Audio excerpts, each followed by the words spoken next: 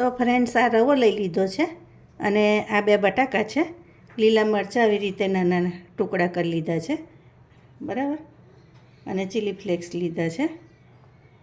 તો તમારે મરચાં ક્વોન્ટિટી તમારી ટેસ્ટ મુજબ વધઘટ કરી શકો. હવે આવી કઢાઈ લઈ લીધી છે અને આપણે જે આ વાડકીથી રવો લીધો હતો ને એ જ વાડકીથી પાણી લઈશું.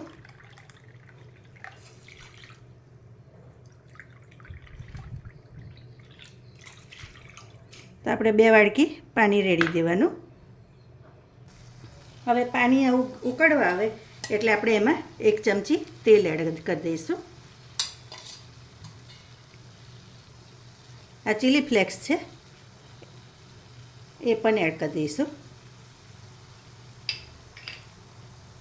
આ લીલા મરચાં છે એ થોડાક અત્યારે એડ કરીશ, થોડાક પછી એડ કરીશ. અને અડધી ચમચી મીઠું એડ કરી દઈશું. હવે આ પાણીને બરાબર ઉકળવા દેવાનું.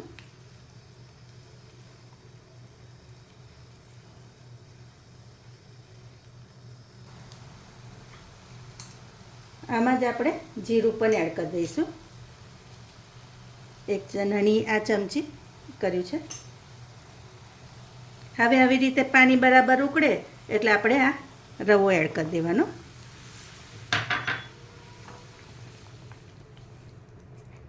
અને એને બરાબર મિક્સ કરી દેવાનો.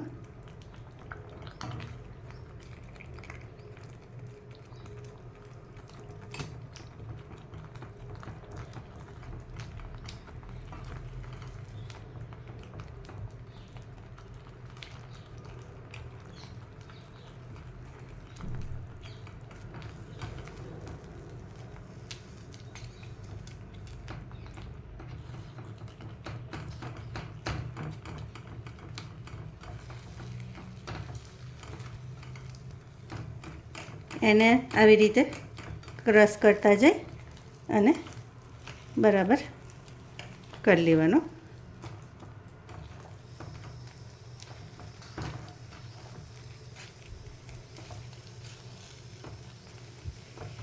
આ મિશ્રણ એકદમ ડ્રાય થઈ જાય ને ત્યાં સુધી આપણે આ શેકાવા દેવાનું.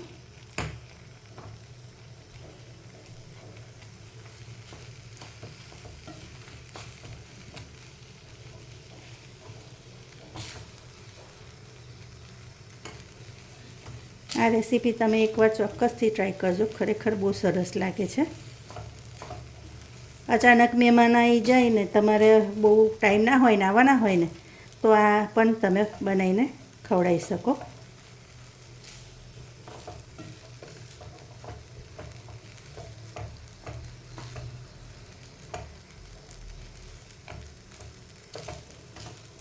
તો હવે આપણે ગેસની ફ્લેમ બંધ કરી દઈશું અને આને ઠંડુ થવા દઈશું. હવે મસાલો ઠંડો થઈ ગયો છે તો આ 1 ચમચી કોર્નફ્લોર છે એ એડ કરી દઈશ. અને આ બટાકા છે જે લીધા હતા ને એને આમાં સ્મેશ કરી લેવાના.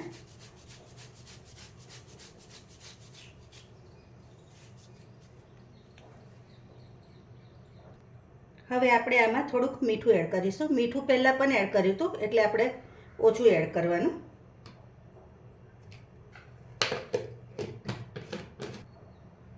હવે આ બધું આપણે મિક્સ કરી દેવાનું.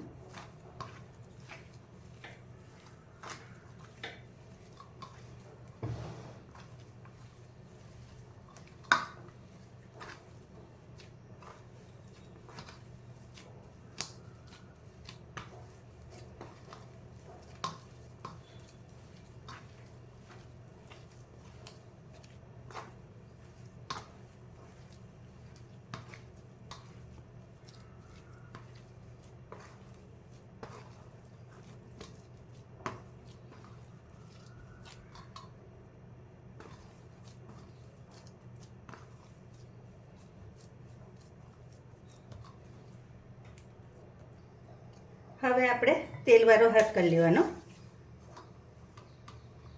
અને આના આવી રીતે નાના નાના ગોલ ગોલ લુવા કરી દેવાના અને આવી જે સ્ટીક હોય ને એનાથી હોલ્ડ કરી લેવાનો.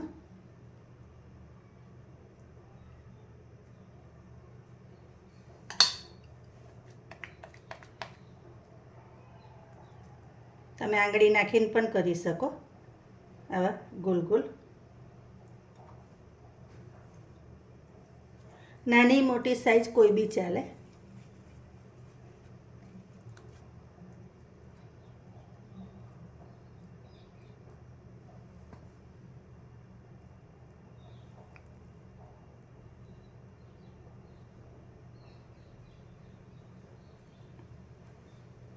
જો આવી રીતે બધી કરી લેવાની. આ તમારા બાળકોને લંચ બોક્સમાં પણ આપી શકો.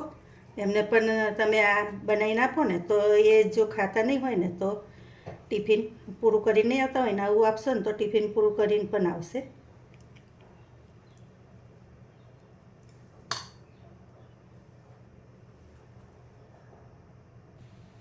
તો જો ફ્રેન્ડ્સ, 1 વાટકી લોટમાં આટલી બધી ટીકી બની છે. હવે આપણે એને તળી લઈએ. તો ફ્રેન્ડ્સ, આપણું તેલ થઈ ગયું છે. હવે આમાં એડ કરી દેવાનું.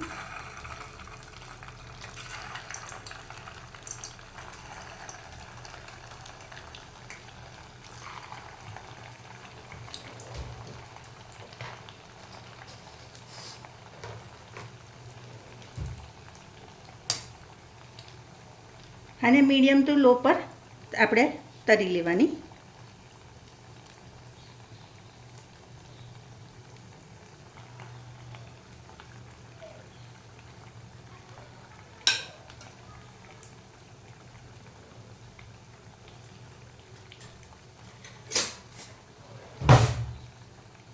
હવે આપણે એને ફેરવી લેવાની.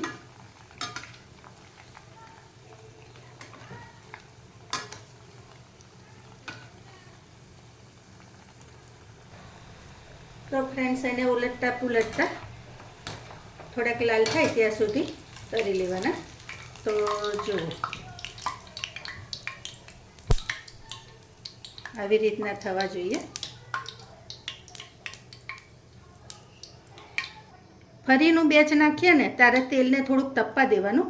તપે પછી આપણે અંદર એડ કરવાનું.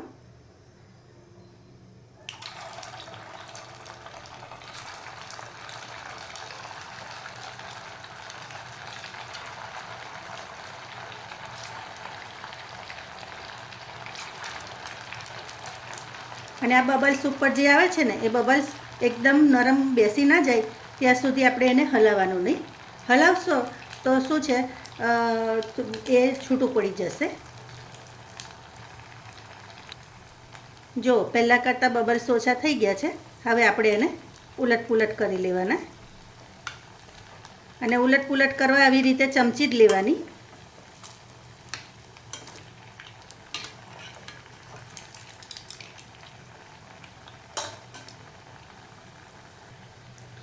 આને તમે ડોનટ, તીખા ડોનટ કહી શકો, મેદુવડા કહી શકો, બરાબર ને?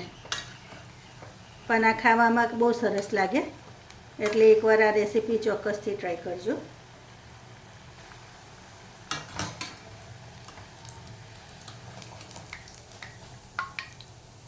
તો જો તેલ પણ નહીં રહેતું, જોયું ને? નજીકથી બતાવું તમને. તો જો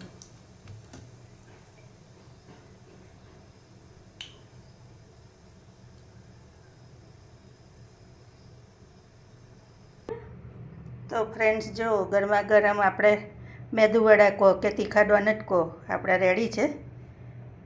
હું એક તોડીને બતાવું તમને. તો જો અવાજ તો જો ઉપરથી બહુ સરસ કડક થાય છે, કોઈ બી ને લો. તો ફ્રેન્ડ્સ, હું તમને તોડીને બતાવું.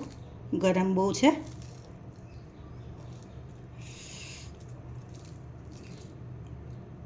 તો જો આપણા તીખા ડોનેટ તૈયાર છે.